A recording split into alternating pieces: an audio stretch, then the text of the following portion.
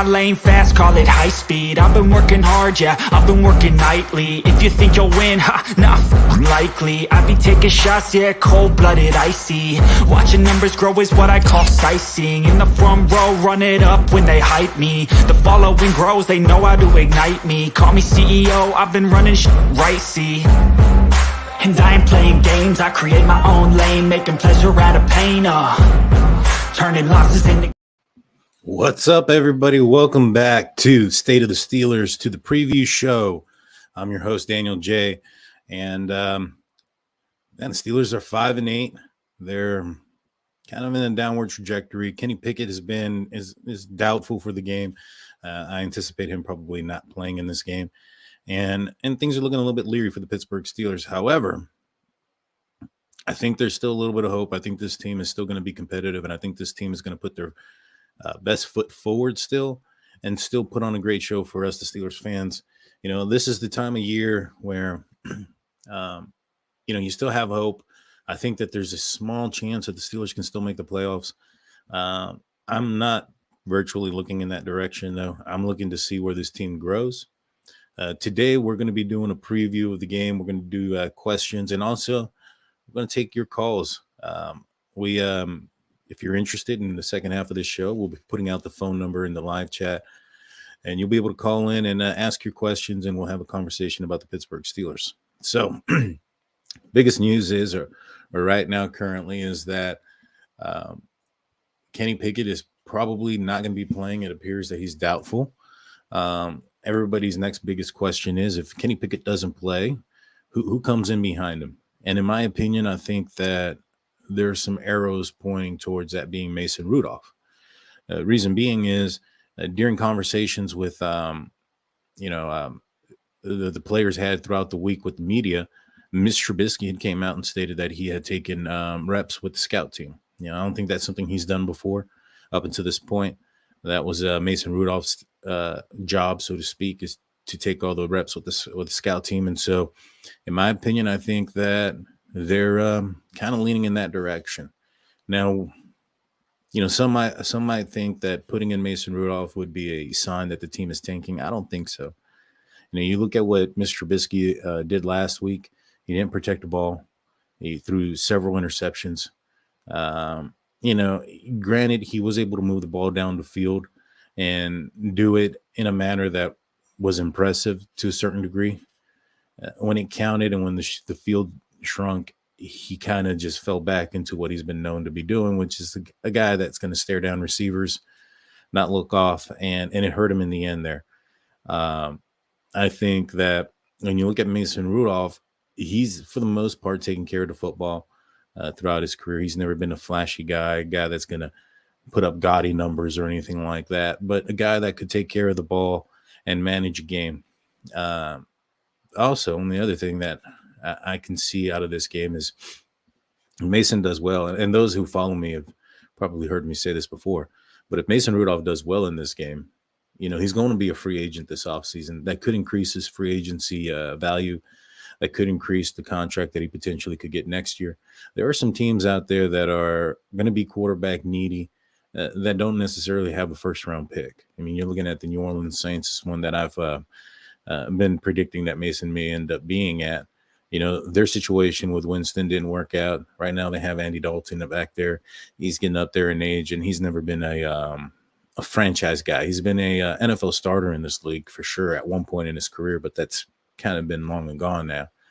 And so you look at those type of situations, you look at potentially Mason Rudolph being an acquisition there. You're looking at if he plays well in this game, that's going to increase that contract. And why that looks good for the Pittsburgh Steelers is depending on how much the other team is paying and what the Steelers lose, which there's a lot of free agents that are coming out this year, tons of free agents across the board. And so if the Steelers could find themselves in a comp pick situation with Mason Rudolph. And I, for one, think that that's probably the best situation for both parties. Mason Rudolph gets an opportunity to showcase his skills and talents as an audition to the rest of the league. And in return, the Pittsburgh Steelers could potentially see a comp pick out of it. So that's, for one, is one reason why I would prefer to see Mason Rudolph in this game. And the other reason is I think that Mason Rudolph, out of the quarterbacks that are in the room, probably has the most accurate deep ball. And so I want to see what he's going to be able to do with George Pickens being his number one target. We all saw in preseason the pass that he had, and Pickens, tiptoed in the corner of the end zone there from Mason Rudolph. I want to see a more continuation of that. I want to see progression in that and growth. And potentially, like I said, this could definitely turn into a 4th or 3rd round comp pick, which that would be amazing, to be honest with you, especially if, you're looking at this team that has a lot of holes. I think they're going to fill a lot of those this upcoming year in the draft, because the Steelers are going to end up having a significant, if the season ends up going in the same trajectory that it's going, where, we win 1 or 2, lose 1 or 2, the Pittsburgh Steelers are going to find themselves in the top 13 pick. And that's putting them in the top 45, 48, 3 picks in the top 48. They're going to fill in some holes. This free agency, in my opinion, is going to be one where they're going to have a little bit more money. They haven't been massaging the cap as they've done in recent years. Things of that nature. They haven't done extensions like they have in recent years. So, in my opinion, I think they're planning to load up, and that might be this offseason. And a comp pick could help, because this offseason we're probably going to pick up a free agent or two that aren't going to be a Pittsburgh Steeler long term in certain positions. Like, for instance, a middle linebacker. Maybe perhaps we pick up a middle linebacker in the free agency this year, and that comp pick could help us acquire a middle linebacker the following year higher in the draft. And so, when I look at this, I'm looking at this like chess. And so a couple of pieces ahead, and I, in a position to maintain and reach the standard that the Steelers haven't been able to reach this year. And so I think those are really key important factors when it comes to looking at this team and how to, progress in this game. So when somebody sees the Steelers are putting in the 3rd string quarterback, I don't think that's a tank. I know that that's been a little bit of a conversation that's out there, because, oh man, who was it? The Eagles, who pulled out their quarterback and for a 3rd stringer when it looked like they were going to win a couple years back, and then they ended up firing the head coach afterwards. It was pretty obvious at that point that they were tanking. They were trying to lose the game, so to speak. That's not what the Steelers are doing here in this situation. When you have the likes of Mike Tomlin and especially Brian Flores, who is currently in who has a lawsuit against the NFL, and where he accused the Miami Dolphins of perhaps tanking. I don't think the Steelers are going to do that. And so this team is going to continue to try to win every single game and go out there and be competitive. And they definitely need to. I mean, you're looking at this defense, the free agents that are across the board. You're looking at Terrell Edmonds. You're looking at Larry Ogunjobi. You're looking at Cam Sutton.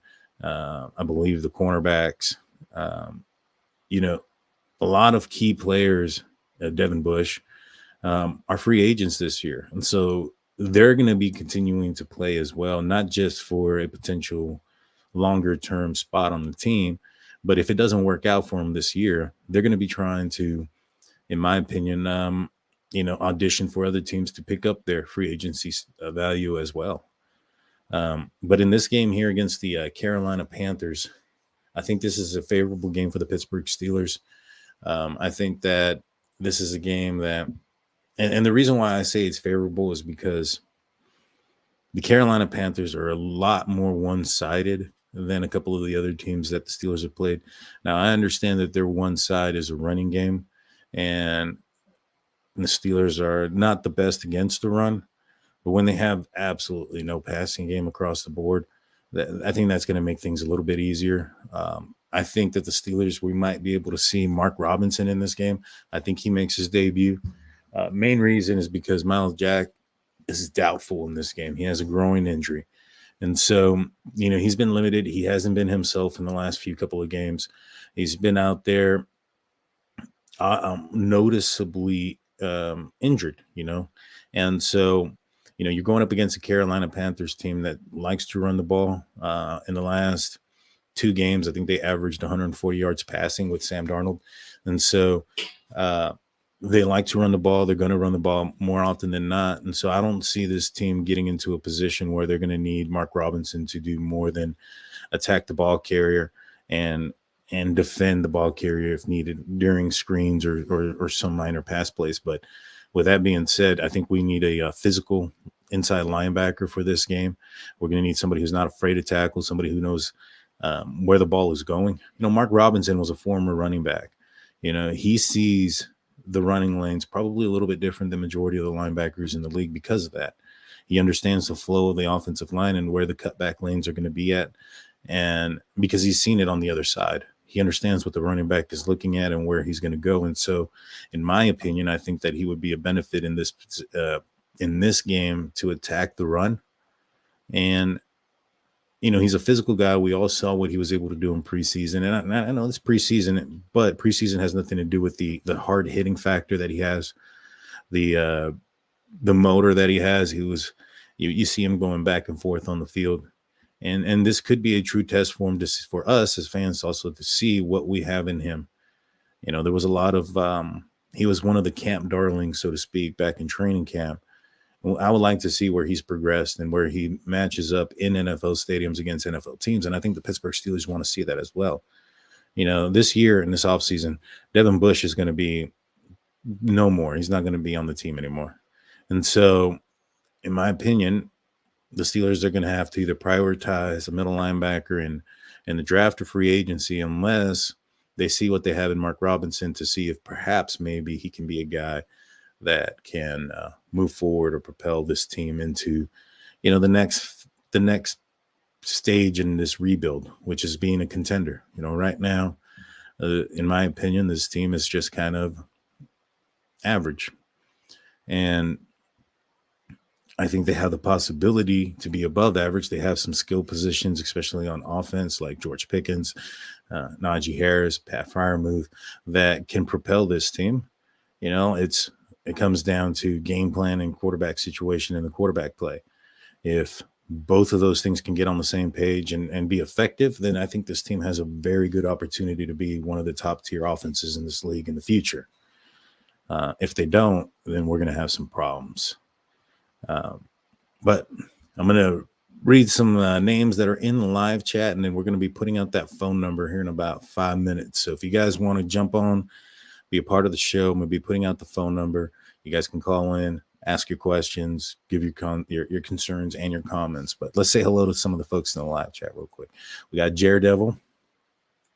You got George Teston, always coming in. Steeler fans never sleep. That's true. The Steelers fan is in here. The Drunk Turkey Show. If you guys haven't seen them, check them out. I know I'm on that show, but this isn't me. This is, I'm guessing, Jaime. They have access to the show. And so go check them out. They've been growing. We've been growing really, really fast. We're doing a lot more true crime stuff like that. I'm a former law enforcement. And so I have a little bit of a perspective when it comes to reading cases, reading probable cause affidavits, things of that nature. And we've been covering the Idaho 4 situation in Idaho and the Delphi case out in Delphi, Indiana. So if that interests you, check us out on the Drunk Turkey Show. Let's see. We got Big Blue in the house, also from the Drunk Turkey Show. Charles Leggett says we need to draft another quarterback. We'll talk about that. Jaime Garza says, is the head coach position something you see changing? All right, good questions. Let's go into these two. So the first first comment says we need to draft another quarterback. Maybe. I don't know if drafting another quarterback this early would be the right decision, though. I think that we have to give Kenny Pickett at least one more full season. And also, I want to see what the Steelers do this offseason as far as their offensive coordinator position. If it ends up being the same duo, Kenny Pickett, Matt Canada, then there's going to be a lot of pressure this next year on those two, probably more so on Canada than Pickett. But at a certain point, I get what you're saying. I've had my concerns with Kenny Pickett. My concerns with him are just the ability to throw the ball down the field. I think that his decision-making has been has been improving. I think his accuracy, short to medium of the field, has been improving.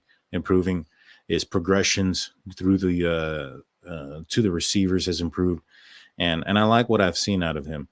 Last week he only played 2 drives, so it's not like we can, I think he had 1 attempt, so it's not like we can determine what he did in that game.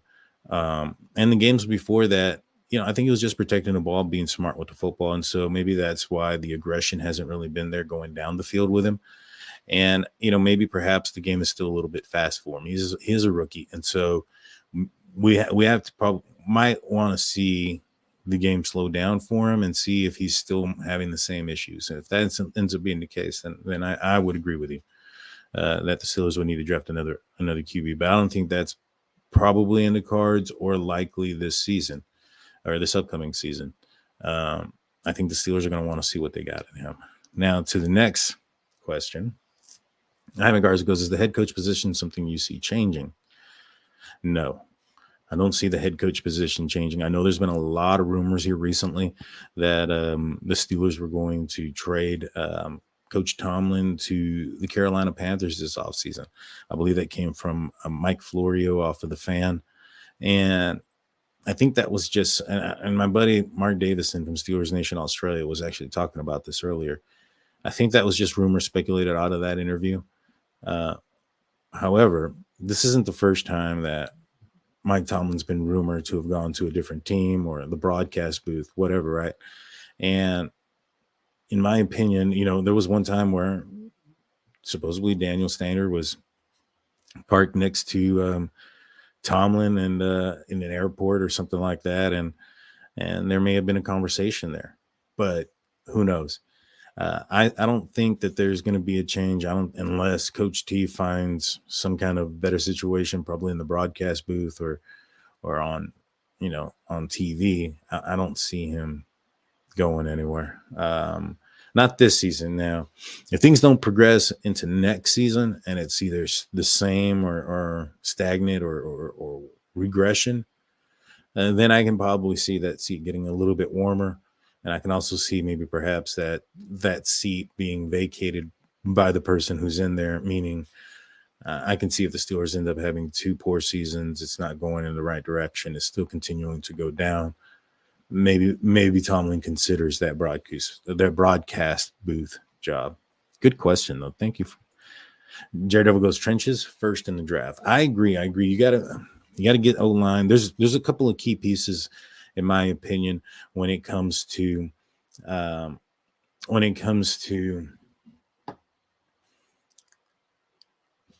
on one second.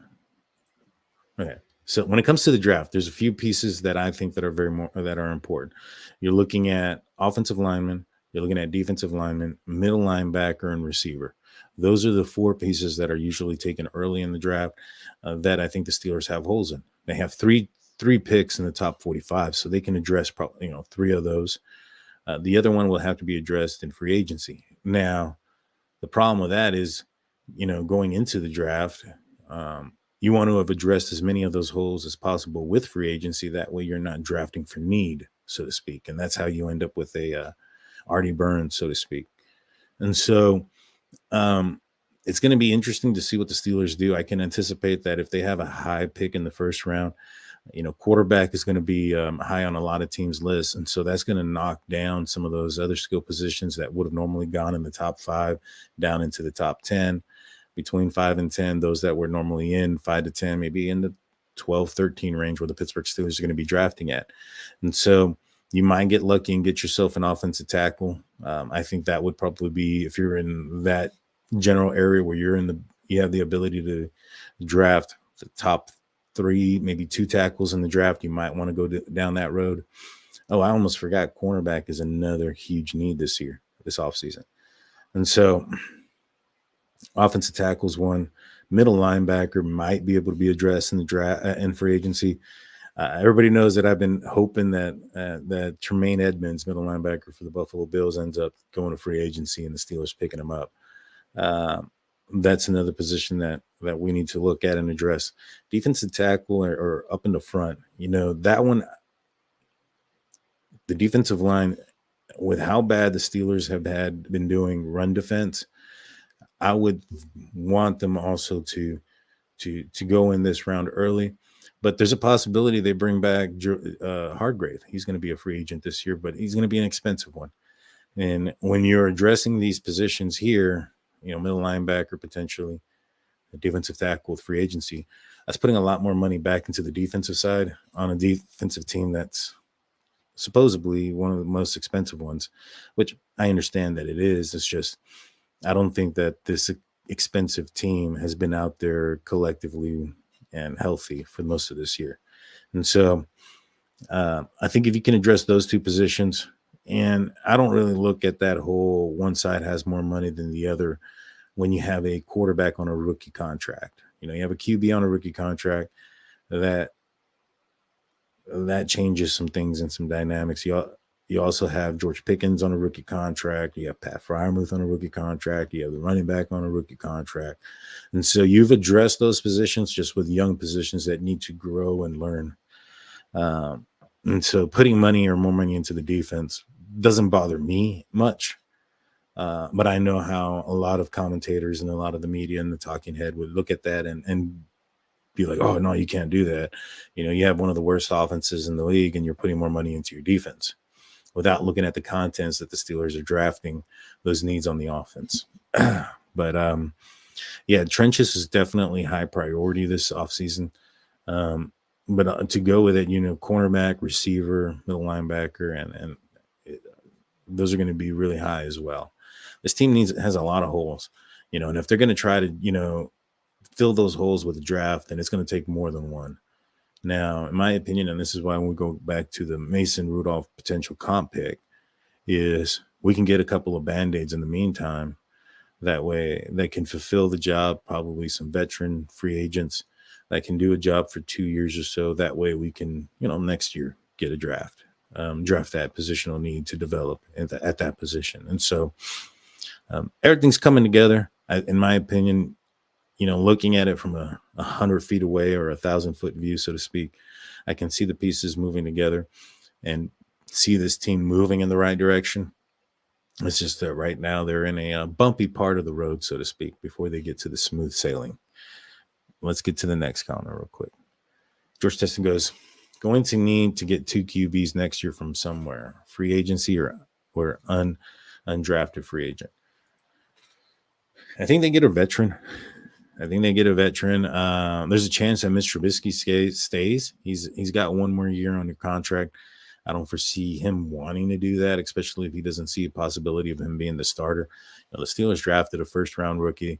He was replaced. And then he's been a part of 2 quarterback controversies, one with Kenny Pickett and now one with Mason Rudolph. And so his tenure here with the Pittsburgh Steelers probably hasn't been, from his point of view, the best. Clearly. And so I think that, Jaime Garza says we need to get a time machine and bring back Big Ben, Franco Harris in their prime. I think Mitch Trubisky would take that same time machine and go back in time and sign with somebody else other than the Pittsburgh Steelers, given what happened and the amount of pressure that he had with a rookie quarterback and 65,000 Steelers fans chanting Kenny behind him. Yeah, I understand that aspect. Let me see. Jared Ever goes, we need some more D linemen as well. I agree. The Cam Hayward, he's towards the end of his career. He's been injured a lot. And those injuries have been lingering. When you listen to retired football players such as Ben Roethlisberger and James Harrison, who were recently on a podcast together, and they talk about the older they get, the harder it is to bounce back from those injuries. And so we have some players on this team like Cam Hayward, who's a leader, a captain of this team, who hasn't played up to his standard this season. And a lot of that has had to do to injury. He started a podcast, things of that nature. And so I can, I don't expect Cam to be here in the next 3 years. Perhaps this year, perhaps next year he comes back around. But that might be it. And he's going to need to be replaced. And even if next year is his final year, the Steelers can't utilize him in the manner that they have at his age anymore. That's hindering him. That's hindering this team. And, I think the Steelers maybe made a mistake with Isaiah Loudermilk, who they traded up to go get. And he has barely even had a helmet. If it wasn't for injury to certain players on the team, he wouldn't have a helmet. I think that Javon Hargrave is a guy that the Steelers shouldn't have let go. And they got an opportunity to get him back this offseason as he's going into free agency. Let's see. Jared Devil giving up way too many run lanes this year. For sure. Let's see. I give Trubisky credit for at least trying to push the ball long distance. All that pressure that has been put on him caused to play with reckless abandon. I say we roll with Trubisky over Rudolph. I mean, yeah, I agree to a certain extent that Trubisky was playing well. He was moving the ball down the field until he wasn't playing well, and he threw the interceptions. The problem with the interceptions are those aren't problems that we haven't seen before in Chicago. The staring down the receivers, not looking off, and forcing the ball even though it's not there. That would be an issue with me. Now, could some of that also have been rust? He hadn't played in a long time. He's been sitting on the bench. There's been a lot of pressure. The fans didn't really give him an opportunity. Yeah, I guess. But, I mean, like, you need to perform, and you need to put the team on your back, and winning cures everything. I guarantee you had Trubisky come out, week 1 against the Bengals and took those opportunities that he had, and as far as his turnovers and put the team in scoring position, and that wasn't a close game. And then the next week, and then he had a few winnable games against the Jets, the Patriots, the Browns. And, if they're not doing 3 and outs over and over again, then maybe perhaps nobody's down his back about getting, Pickett in there. And so, his performance and his play, I don't put on anybody else but himself, regardless of the pressure of the situation that he was around. Let's see. But I do give him credit for what he was able to do. He did move the ball down the field, and he was being aggressive. Darwin Nolan says Steelers don't have many holes.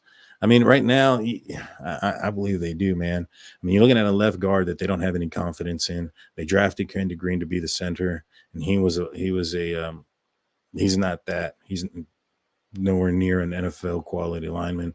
They moved him to left guard, and in my opinion, they wanted him to work out at left guard. He just couldn't beat out Dotson.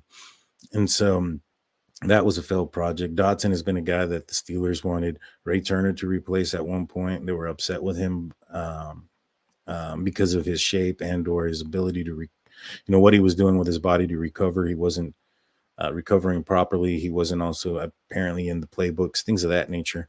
And so he wasn't that great then. And now he's inconsistent at best. I mean, he does show flashes and he does show times where he's doing well, but there's some times where he looks like a turntable and he's moving around in circles. Dan Moore was a guy that the Steelers thought was a potential guy in the future. And this year, he really did have a step back. I would definitely think about it, replacing one of those guys on the left side of the ball. And on the defense, I'm sorry, let's stay with the offense. On the offense, you have Pat Freiermuth and probably Connor Hayward, and I think they'll re-sign Gentry. He's a free agent this year. But as a receiving core, you have George Pickens, got Deontay Johnson, who's, looks to be a little bit disgruntled, at least, to say the least. And so I think the Steelers are going to have to address the wide receiver position this year, or this offseason when it comes to the offense. And one of the offensive linemen on the left side have to be addressed. On the defense, Chris Wormley just had an ACL tear. He's going to be this late in the season. He was a free agent anyway, so he's not going to be available. Larry Ogunjobi and Cam have been the most consistent, and their play has been inconsistent due to injury. And so, my opinion, you got to get a nose tackle, someone big, somebody to help with the run down in the middle there. Devin Bush is probably gone, so there's another hole there with the middle linebacker position. And then who do we have as cornerbacks? Cam Sutton's going to be a free agent. I think we need to pick him up. Terrell Edmonds is going to be a free agent. I think they need to re-sign him. So there's some moves and key positions. And then you also have to think, do we want to keep Presley Harvin in another year? I understand he's had some great kicks, but he's also had some shanks that just were not there. It was pretty bad. Let's see. A lot will help the defense because you will be able to run the ball and control the clock and play complementary football. Oh, and LT, I'm sorry. Yeah, left tackle will definitely help the defense. I agree 100%. A lot of those defense's problems that they had were due to the fact that they were overworked, especially early on in the season. And real quick, guys, I'm going to put the, if you guys want to call, I'm going to put the phone number in the live chat. It's pinned up there. I'll put this on in case we do get any calls. The phone number is there. It's going to be 726-202-4054. And so let me know, guys, if you guys want to be a part of the show. Let's see. Trubisky is Team Tebow 2.0. We need a pure pocket passer. Yeah, I would agree. I think mobility is important, but I wouldn't want a running quarterback, so to speak. I would like a quarterback that's able to move around and get out of the pocket. I think Kenny Pickett does a pretty good job at that. My concern with him is the deep down the field throws, which we really haven't seen him attempt to make too often. Last week he didn't play, so next week I anticipate him being back in the lineup, and we'll see what he has. Let's see. Jennifer says Cam has been asking for less snaps a game, and Steelers can't find someone to relieve him. No, they can't. In fact, they move him into other positions. They put him as a nose tackle. They put him as an edge. Like, instead of giving him less time, they give him more responsibility, and that's not, in my opinion, a meaningful, successful way to do things. Let me take this off. Do not disturb. Okay. Let's see. I think Harris should be our fourth string running back. All the other running backs are better than him. No, I don't think so. I think that Najee is, well, one, he was dealing with an injury for the majority of the season. He had a plate in his shoe for the first month. He missed a lot of the developmental portion of the game, and perhaps maybe the Steelers should have found somebody in the meantime to get him healthy. But now, presently, the way we sit, I don't agree with that. I think that he's done well. I think Warren has had a higher average than him, but when Warren's in the game, defenses aren't playing him the same. I would anticipate if Najee was out a significant amount of time and Warren was the only person in the game, that defenses would play him a little bit differently. And not saying that he would be worse than Najee. I just don't think he would be that much better. I think Najee does very well here and recently. He's been able to push piles. He's been able to move the pylons. He's been able to carry people on his back and find yards where there weren't yards to be found. And those were things that we saw out of him last season as a rookie, and that we were expecting to see propel this season with a better offensive line. Now, I think that it's not all been on Najee Harris as well. I think the offensive line has come together and gelled a little bit. Earlier on in this in the season, the center and the right guard were players that weren't members of the Pittsburgh Steelers last year. So this is their first year here. You have Dan Moore, who's a second-year left tackle. You have Dotson, who was in and out of the lineup last year mainly because of injury and mostly out. And so when you put those things into context and you look at this offensive line needed to grow together, needed to gel. I mean, last year it was so piss poor because, well, you had Kendrick Green as a center and he couldn't, block anybody who was taller than him, which everybody was. And, you had injuries, a surprise retirement from DeCastro. You had so many things that happened. This offensive line, if you looked at what it was supposed to be in training camp to what it was week one to what it was the last game of the season, it was a complete transformation. They never got an opportunity to grow or gain chemistry. And early this season, it was going to be something similar. But as this team continued to play more snaps, grow together, gel together, we've been able to see a better product on the field, in my opinion. And so I expect that to continue, but when you're looking at Dan Moore, you're looking at Dotson. Those two guys, I'm pretty concerned about. In fact, George Teston says it's like Dan Moore and Dotson are backups at best, and I would agree with that strongly. Darwin goes, the offensive line is playing better. Of course, we need help on the offensive line. We start with LT.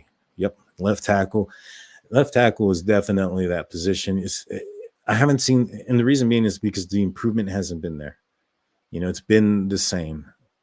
He struggles with certain pass rushes. He struggles with the same pass rushes. It's not different ones. It's not, I believe it's a punch, and his left arm or right arm, one of those two, doesn't get up in time.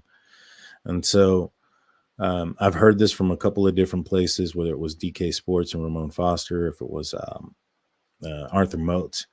I've heard this in a couple of places. He struggles with a certain pass rush, and he's just not getting it. And the thing is, when it comes to this league, if you have a weakness, the opposition is going to exploit it until you can prove that you can stop the weakness. And so let's see. Hey, Claude, how's it going? Again, if you guys want to call in, it's 726-202-4054. What would be your dream trade? Jaime Garza asks. All right.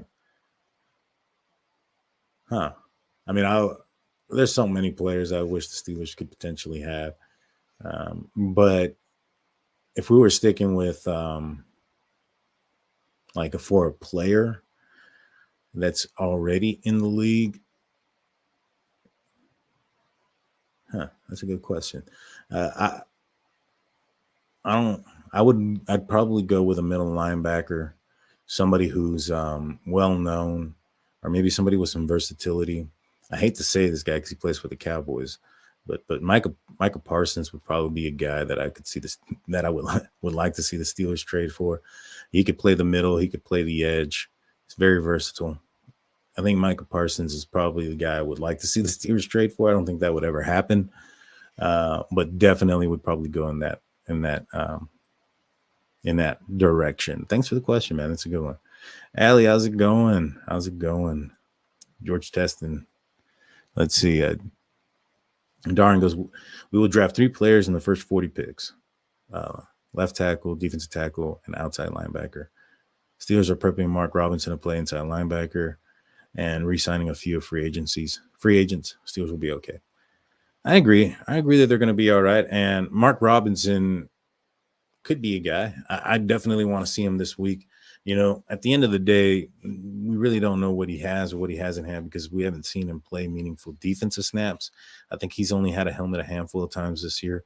And when he has had a helmet, it's been on special teams. And so George Tesson goes, Parsons would cost tons. Oh, I know he would, but that would be my dream trade. I was hoping the Steelers would trade up to get him in the draft. I didn't see it happening, but he was a guy that I saw that I thought that's going to be a stud. But yeah, the Steelers have that opportunity with Mark Robinson. He hasn't had the opportunity to play.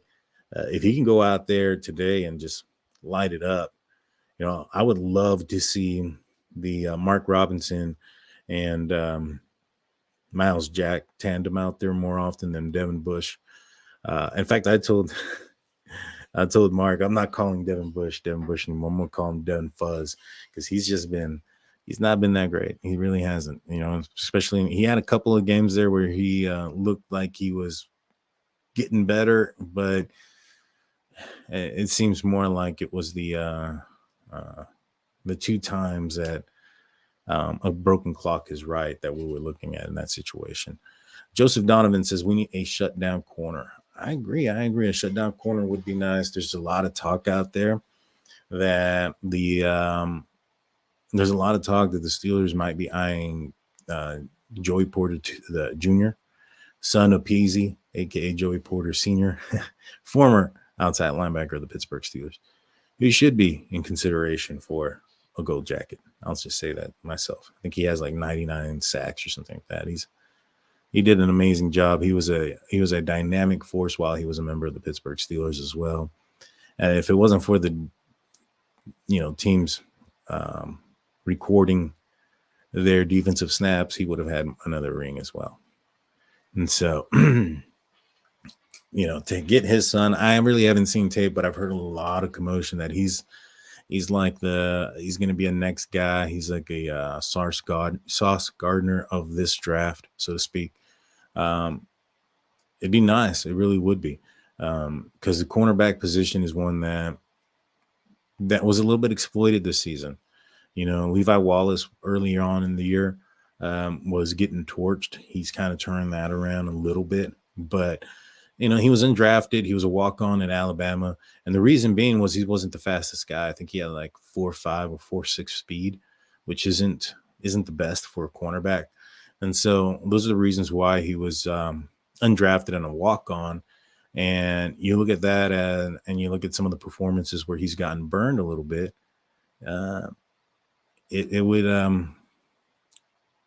You would be hove of thinking of perhaps getting another cornerback, because in my opinion, I don't think the Steelers have a CB1. I think Cam Sutton is a fantastic CB2. I think he should be the CB2. I think it's unfortunate that the Steelers have to move him into the slot because we don't have a true slot cornerback. I think Cam Sutton is a great slot cornerback in coverage, but he's not the put pressure on the quarterback, blitz in there kind of slot cornerback that Mike Hilton was. And so, the Steelers have had to go and find an Arthur Maulet to kind of take over that skill set.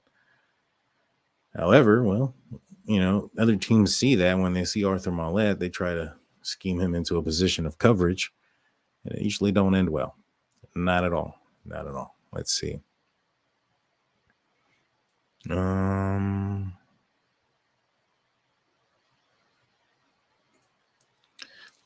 are in, so this is Darn talking to Claude Bishop. We're in good position. Steelers fan don't understand. Pickett was playing good football when we were able to run the ball and control the clock and play complementary football. I agree with that. I agree with that. The Steelers were playing good football.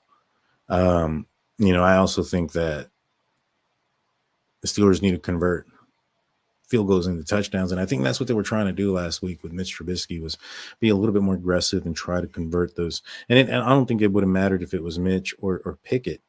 Maybe the outcome or the fact that Pickett can, look off of receivers, maybe the outcome changes in that aspect. But I think the Steelers were going to go into this game to try to be aggressive in the red zone, to put points on the board, put 7 points on the board versus 3. That's been a constant conversation about the Steelers. And so when you look at the aggression that they had in those positions, I think that's what it was mostly about. I just think that if Pickett was in there, he probably makes a better decision than those. And also he, in my opinion, one of the best passes that he has had that showed me a lot of progress in him was against the Atlanta Falcons. It was on the first drive.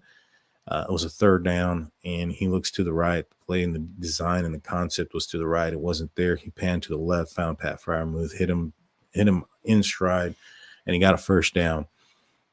The drive was later halted when he skipped the pass to Pat Freiermuth, but prior to that, in a pressured situation with players coming down, he was able to follow his progression and find the open guy. And so he's making those steps. That's why I'm excited to see what he has the rest of this season when he does come back into next year. Let's see.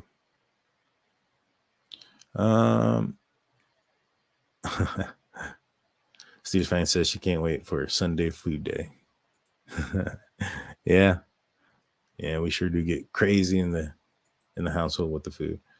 Charles says, I really want Calvin Austin to get well soon. The kid has smarts and he's got some crazy speed. Yeah, no, I agree 100%. 100%. That guy is a guy who can stretch the field vertically, can make the opposition, their cornerbacks, tired. And I'm looking forward to it. I'm looking forward to him coming back and seeing what he has. Sauce Gardner had said that was one of the toughest guys that the toughest guy that he had ever had to cover back in college. So that would be great. I have faith in Brian Flores in the development of Mark Robinson. I agree with that. Let's see. I missed this one. I'm sorry. It says, would you trade Tomlin for 2 first and a second? Maybe. I mean, first round picks and whatnot. Like, I mean, everybody looks at the Gruden trade, right? Gruden was traded to Tampa Bay from the Raiders, and the Raiders got picks and all this other stuff, right? No, it was the other way around. I'm sorry. Tampa Bay traded. Yeah. They traded for Gruden. Well, Tampa Bay ended up with the Super Bowl, not the Raiders. And so that's one way of looking at it. The other thing is you have to have somebody that's going to come in behind him. Now, I would have to have a really good coach in waiting to do that. Brian Flores is probably the one on the staff that could do that if you were going to look internally. Externally, I would probably head for Sean Payton of the Saints. He's looking to come back. He's an offensive mind. But if Brian Flores don't stick around to be the defensive coach, what's his name? Leslie Frazier, I think his name, from the Bills, the defensive coordinator. I would take him. Those are guys that I would potentially do that for, but I don't know. I don't think I would do it. I I mean, you look at how that worked out in the past. It really didn't. And you're looking at Tomlin. He's a fantastic coach. He's got a winning record. And I think every coach should be offered the ability to rebuild their team. And he's finally getting that opportunity. Not like saying that in a positive manner, but he's finally getting that opportunity to build the team in the way that he wants. Because you look at Bill Cowher, you look at Chuck Noll, they've all had losing seasons, and those losing seasons propelled them into better seasons. And in Bill Cowher's situation, it propelled him into his best seasons, which resulted in a Super Bowl win. And so, none of those happens without that 6-10 season that was what kept the Steelers eligible to pick up Ben Roethlisberger. And so, with that being said, I don't think so. I don't think I would do it. Darwin says the Steelers would never trade Tomlin. Do you think that B. Flores will be promoted to DC next season? I would hope so. Nothing against Terrell Austin, but it hasn't been the best, especially the linebacker position on the outside. And I understand that TJ Watt's been hurt and Alex Highsmith has had a good season, but when you look at it, he's had good games where he's had multiple sacks, and then he's had multiple games where he's getting some pressure, but he's not getting the sack. And so you're looking at Devin Bush's progress hasn't been there. You're looking at the defensive backs have been getting kind of burned, and that's kind of been his specialty. Under Buckner, he was a linebackers coach. Defense played a little bit better with the linebackers. I would want to see that happen. I'm not too impressed with Terrell Austin, to be 110% honest with you. Let's see. George says he would take Sauce over Joey Porter Jr. I'm sure. Yeah, I mean, Sauce is a proven commodity at this point. And so I would definitely go that direction too. If we draft a game-changing dominant defensive tackle that helps out the middle linebackers, there's trickle-down impact. Another outside linebacker could help the three-man rotation maintain that consistent pressure, helps the secondary. I agree, but if you were to get a outside linebacker in the top 3 of the draft, are you extending Alex Highsmith after next season? I think that Alex Highsmith was a third-rounder himself. This year, of course, I think that guy would be a third-round piece. However,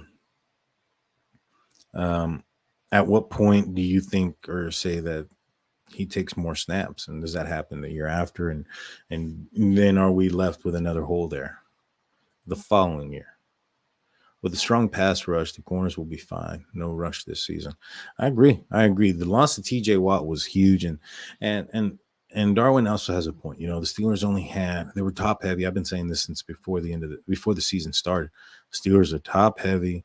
In the outside linebacker position, they have TJ Watt. They had Alex Highsmith, who going into this year, he only had 6.5 sacks last year, which was less than what Chris Wormley had last year. And so I thought there was not so much concern, but I felt that Alex Highsmith needed to turn it up this year, which he has. He definitely has. And so, I mean, he's in double-digit sacks already. So he's been doing well.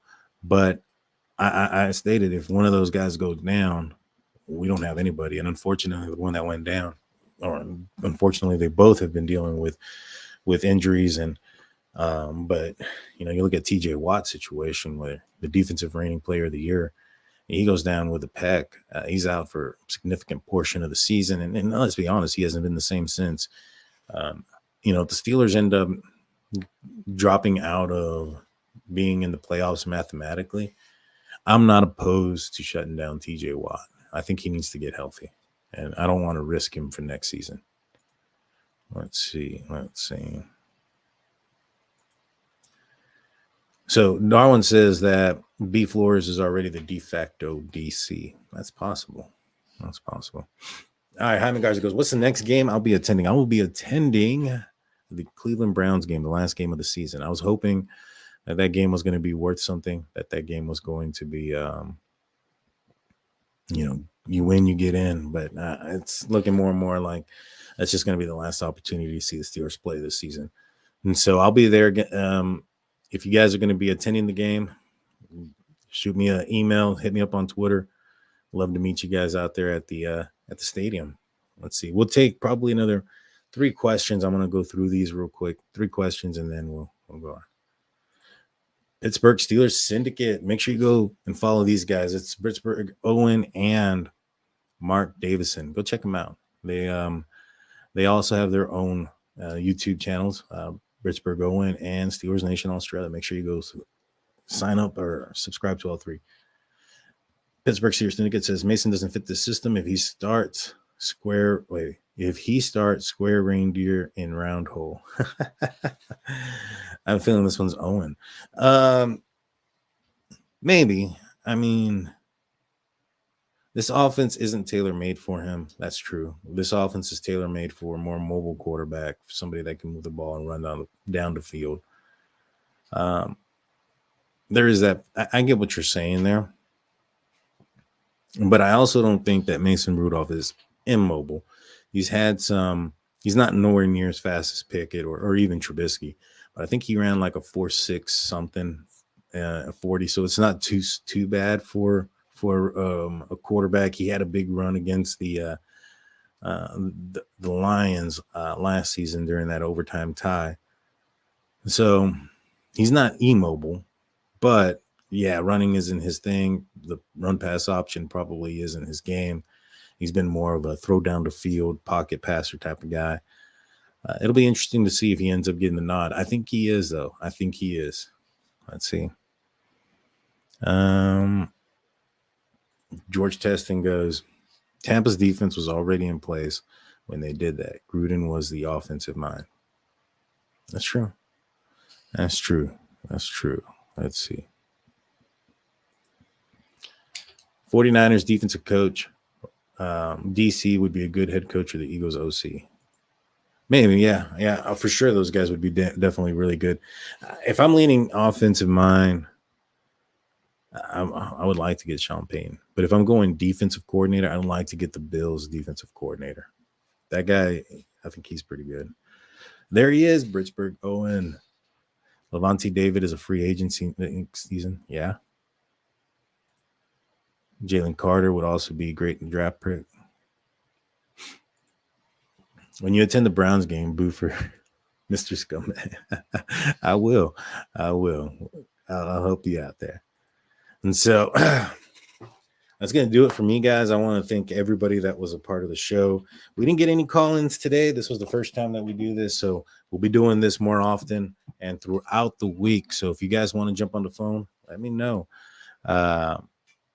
But you know what? I'll answer one more question. I'll bring this up. Oakland didn't change their offensive scheme. But Oakland didn't do anything after that either. That was that one season. That was with Gruden's players. in Gruden's team. And, they got the draft picks. They didn't do anything the following year or the year after that. And so I get it. Jaime Garza goes, what made you become a fan of the Steelers? Well, I started off because I was born a Steelers fan. My dad was a Steelers fan. He was a guy that kind of went against the grain, so to speak. Decided to, while everybody was going for the Cowboys in the 70s, wanted to go for the Steelers, the team that was the rivalry for the Cowboys back then, because the Steelers kept beating them in the Super Bowl.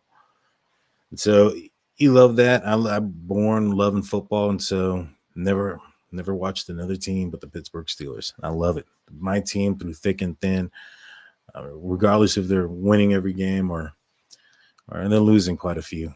I'm still going to be there, and I'm still going to be cheering my team. Let's see. 2 more. I'll take Mason over Tebow 2.0 because he's a pure pocket passer and he threw a beauty in preseason to Pickens. He did throw a beauty to preseason. He did throw a beautiful pass there. And if Mason starts Sunday, Pickens has a multiple TD game and his best game of the season. Now, I'm not going to lie. I did say multiple times that if Mason started this season as the quarterback, that George Pickens would have been Rookie of the Year. Now, I'm not saying that the Steelers would be winning more games or any of those things. I'm just saying that I feel that Rudolph would have given Pickens the opportunity down the field to catch some passes. And, what the other decisions that he makes, whether it's, not looking down receivers or looking off receivers or recognizing defenses, that's up for debate. But throwing the ball and giving an opportunity, I think he's shown that in the last couple of years when he's had the opportunity to play. And he's just going to chunk it up and give his guy a chance. When you got a guy like George Pickens out there catching the ball, it's like, man, I would throw the ball to him 70% of the time. Give him that Randy Moss treatment from when he was with the Minnesota Vikings. Throw it up to him 70% of the time. He's going to come down with it 75% of the time anyways. And so, it's not a 50-50 ball when you're throwing to George Pickens. It's a 70 to 75, 25, 30 ball, where I think that 3 out of 4 times he's catching the ball, and the other one time, more than half the time, it's probably not a catch versus an interception. And so, and Brian, no, it's not been official yet. Let me double check. But all indications are that Kenny Pickett will not be playing tomorrow. They haven't stated who is starting yet. Let me just check real quick before I let everybody go.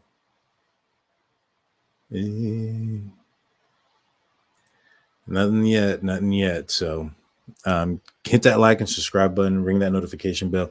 When it does come out, I will probably put it out in the community tab who the starter is. Please hit that like and subscribe button. Ring that notification bell. That way you're notified of all of our daily segments and weekly lives. I want to thank everybody that was in the live chat. Next time we'll get some phone calls in. We'll get some conversation going. Appreciate everybody. Y'all have a great day. Go Steelers. Let's win this one tomorrow. Peace.